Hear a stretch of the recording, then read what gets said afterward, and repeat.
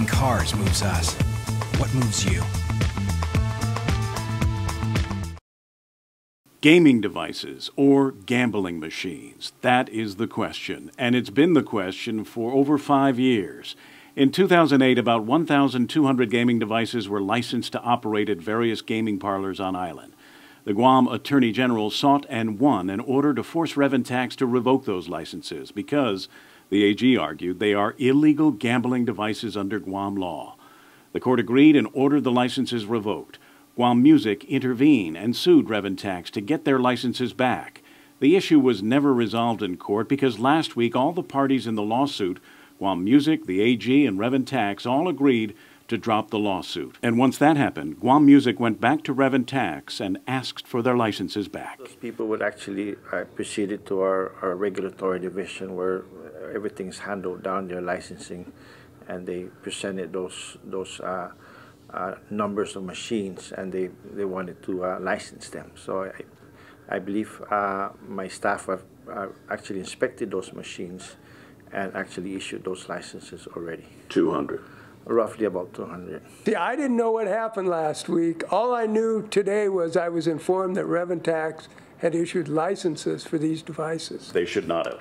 Absolutely should not have. Deputy Attorney General Pat Mason has been litigating the case on behalf of GovGuam, and he emphasized their position has never changed. We've got a party suing Reventax, essentially, to get them to issue licenses. Now, licenses haven't been issued for years. And so they say, okay, we were suing you, in essence, this is what it was. We were suing you to force you to issue these licenses, but now we're willing to withdraw the lawsuit. And we said, okay, we will. So you never changed your position? No, Correct. no. Guam Attorney General Lenny Rapadas. Basically, what happened was when everything was dismissed, we're back to where everything was before. So that's the assumption. 200 machines were licensed last week by Reventax. We didn't know that, did not know that. What's going to happen with them? Well, we are looking at our options. However, in a telephone interview with PNC, Guam Music's attorney Randy Cunliffe said they have no intention of giving those licenses back. Regulations approved by the legislature authorize the licenses to be issued, he said, and he maintains the licenses reissued last week were legally granted.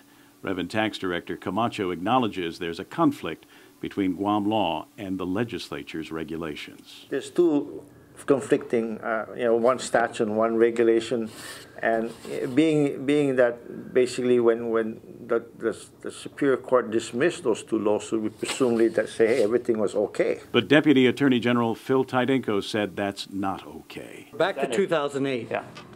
The circumstances of 2008. So now we're in the same situation as we were in 2008, and we will be sending an official letter to Revenue and Taxation to revoke the licenses you issued and to discontinue any renewals, because renewals are coming up in less than 6 weeks in June, and we'll see what happens, but it all feels like deja vu. Cunliffe, however, told us that he met with the governor and his staff last week, and Governor Calvo, on the advice of his legal counsel, gave them the nod to go ahead, saying, we need the money.